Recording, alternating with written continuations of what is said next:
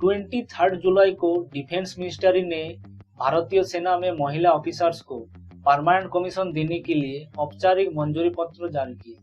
17 फरवरी 2020 को supreme court का order आया था कि एसएससी यानी शॉर्ट सर्विस कमीशन के द्वारा ज्वाइन किए गए इंडियन आर्मी के वोमेन ऑफिसर्स को परमानेंट कमीशन के लिए कंसीडर किया जाए।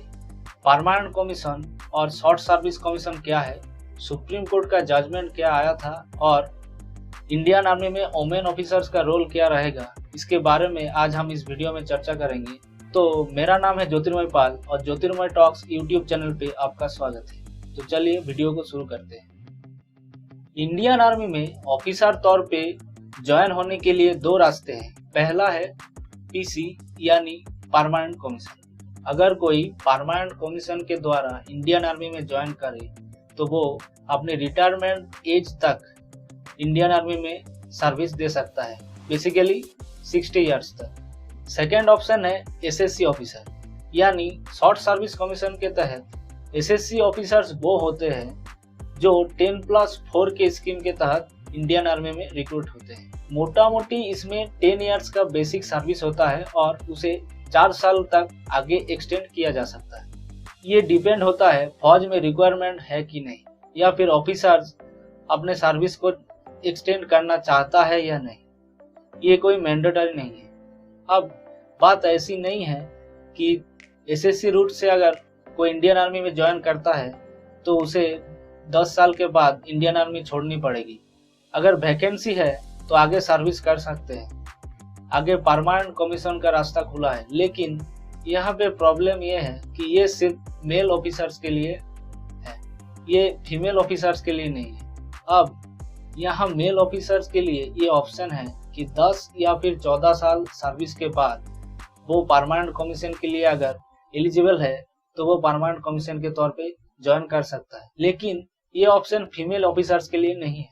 इसका फल ये है कि महिलाएं सीनियर पोजीशन पे नहीं पहुंच पाती, कि महिलाओं को कमांड अपॉइंटमेंट्स नहीं मिलता। पूरा एक मिलिट्री बेस है, उसे लीड करने के लिए दे दिया जाए, उसे कहते हैं कमांड अपॉइंटमेंट्स।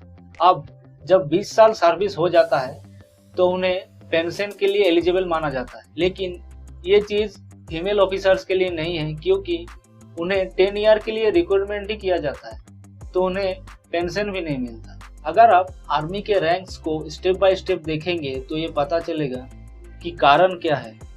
आर्मी के एक ऑफिसर्स की शुरुआत होती है लेफ्टिनेंट, उसके बाद कैप्टन, उसके बाद मेजर, उसके बाद लेफ्टिनेंट कर्नल, उसके बाद कर्नल, उसके बाद ब्रिगेडियर, फिर मेजर जनरल, फिर लेफ्टिनेंट जनरल, फिर general held by the chief of the army staff, उसके बाद फील्ड मार्शल। तो महिला ऑफिसर्स को कर्नल के ऊपर पहुंचना बहुत मुश्किल होता है। कर्नल के ऊपर ना जाने के कारण उन्हें कमांड पोस्ट नहीं मिलता। तो इसके खिलाफ कुछ महिला ऑफिसर्स कोर्ट के 17 साल तक लंबी लड़ाई चली। 2003 में कुछ महिला ऑफिसर्स ने दिल्ली हाईकोर्ट में PIL दाखिल किया कि हमें भी परमानेंट कमीशन के लिए एलिजिबल माना जाए। 2006 में एक सर्कुलर आया जिसके टर्म्स एंड कंडीशन के खिलाफ मेजर लीना गौरव ने एक राइट पिटीशन दाखिल किया और परमानेंट कमीशन की मांग की। 2008 में डिफेंस मिनिस्ट्री ने एक ऑर्डर जारी किया और जज एडवोकेट जनरल और आर्मी एडुकेशन कोर के एसएससी महिला ऑफिसर्स को पीसी ग्रांट किया गया। फिर 2010 में दिल्ली हाईकोर्ट ने सब सुनते हुए महिला ऑफिसर्स के फेवर में जजमेंट दिया, लेकिन सरकार ने कभी इसे इम्प्लीमेंट ही नहीं किया और सुप्रीम कोर्ट में इसे चैलेंज कर दिया। 2019 आते आते सरकार का स्टैंड थोड़ा चेंज हुआ, क्योंकि 2018 में हमारे प्रधानमंत्री श्री नरेंद्र मोदी जी ने इंडिपेंडेंस डे की स्पीच में यह कहा था कि हम महिलाओं को परमानेंट कमीशन देंगे। तो फरवरी 2019 में एक नई पॉलिसी लाई गई।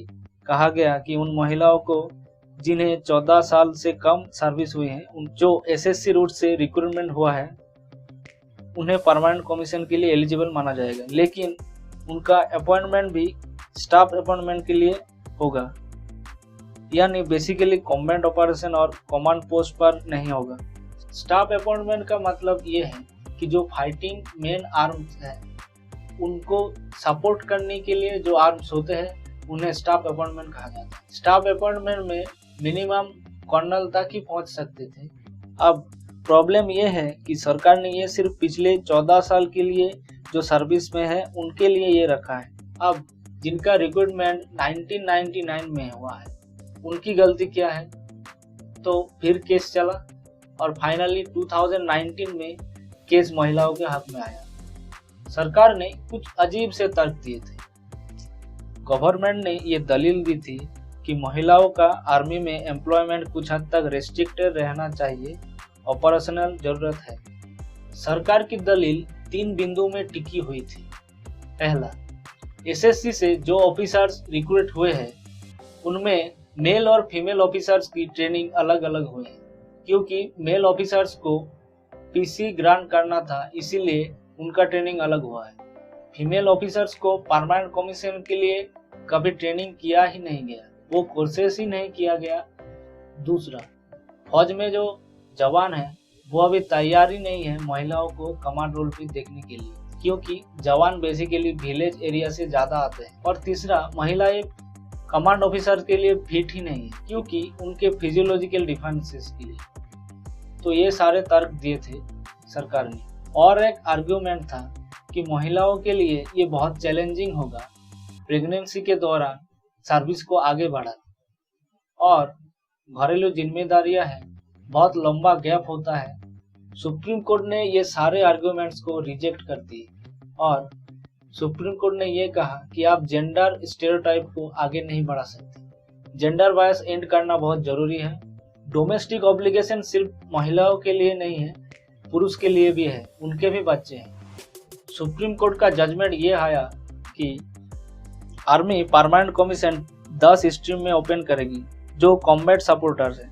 इस 10 के लिस्ट में है army air defence, core of signals, core of engineers, army aviation core, electronics and mechanical engineers, army service corps, army ordinance core, intelligence core, और फिर जज एंड एडवोकेट जनरल और आर्मी एजुकेशन कोर, जाग यानी जज advocate general branch. ये legal branch है। Army एक बहुत बड़ी ऑर्गेनाइजेशन है, तो उनके खुद के लीगल सिस्टम होते हैं, जज, लॉयर, इंक्वायरी होते हैं, कोर्ट मार्शल होता है। और सुप्रीम कोर्ट ने महिलाओं के लिए सिर्फ स्टाफ अपॉइंटमेंट ही नहीं, कमांड अपॉइंटमेंट के लिए भी कहा है। अभी भी ये जो परमानेंट कमीशन का जजमेंट आया है ये नॉन कॉम्बैट स्ट्रीम में है। कॉम्बैट स्ट्रीम जैसे कि infantry, armoured corps, mechanised infantry में अभी अलाउ नहीं है। यानी वार के टाइम में जो फ्रंट लाइन में रहते हैं उनमें परमानेंट कमीशन नहीं दिया गया है। ये जजमेंट ने दिल्ली हाईकोर्ट के जजमेंट को अपहोल्ड किया और सरकार को ये दिशा निर्देश दिया है कि एसएससी के जो ऑफिसर्स हैं उन्हें आप तुरंत पीसी के लिए कंसीडर करें। और 3 महीने के अंदर अंदर ये कार्रवाई करने के लिए बोला गया था, लेकिन कोविड-19 के चलते सरकार ने 1 मंथ का ज्यादा एक्सटेंशन लिया और फाइनली डिफेंस मिनिस्टर ने 23 जुलाई को औपचारिक मंजूरी पत्र जारी किया। महिलाओं का इंडियन आर्मी में क्या रोल है, एक बार इतिहास में देखेंगे। 1992 से पहले इंडियन आर्मी में महिलाओं को मेडिकल विंग में नर्स और डॉक्टर की तरह रिक्वायरमेंट किया जाता था। फिर 1992 में सरकार ने ऑफिसर्स की एंट्री ओपन करी और पहले ये केवल 5 साल का कमीशन दिया जाता था सिर्फ स्पेसिफिक स्ट्रीम में, जैसे कि army education corps, core of signal, core of intelligence और कोर ऑफ इंजीनियर्स। इसे WSES कहा जाता था, यानी women special entry scheme. WSES में महिलाओं की पुरुष के मुकाबले ट्रेनिंग छोटी होती थी, क्योंकि मेल ऑफिसर्स को परमानेंट कमीशन के लिए अपॉइंट किया जाना था। इसीलिए 2006 में WSES के बदले SSC स्कीम लाया गया, यानी इसके तहत ऑफिसर्स को 10 साल की कमीशन दिया जाता था और उसे 4 साल का एक्सटेंशन किया जा सकता था। ये स्ट्रीम आने के बाद भी कॉम्बैट वाले आर्म्स में महिलाओं का रिक्वायरमेंट नहीं किया जाता था। लेकिन 2 स्ट्रीम ऐसे हैं जहां परमानेंट कमीशन चालू हो गया था। मेडिकल में तो पहले ही था डॉक्टर्स के तौर पे रिक्रूटमेंट किया जाना, और 2 स्ट्रीम थे, जज यानी जज एडवोकेट जनरल और आर्मी एजुकेशन कोर AEC। इनमें 2008 में परमानेंट कमीशन चालू हो गया था। अब महिलाएं अगर इंडियन फोर्स में कितने हैं वो देखा जाए तो जनवरी 2019 के रिपोर्ट के अनुसार 3.89% आर्मी में, 6.7% नेवी में और सबसे ज़्यादा 13.28% एयरफोर्स में। इनमें मेडिकल, डेंटल और नर्सिंग स्ट्रीम जो परमानेंट कमीशन के तहत रिक्रूट होते हैं उनको इंक्लूड नहीं किया गया। टोटल 65,000 स्ट्रॉन्ग ऑफिसर्स कैडेट है 15 लाख स्ट्रॉन्ग आर्म फोर्सेस में। तो भारतीय सेना विश्व में चौथे सबसे बड़े ऑर्गेनाइजेशन है। तो वीडियो को देखने के लिए बहुत बहुत शुक्रिया। अगर आपके मन में कोई सवाल है तो आप कमेंट में जरूर पूछ सकते हैं। बहुत बहुत धन्यवाद। अगर वीडियो अच्छा लगा तो एक लाइक करके जाइए और शेयर कीजिए।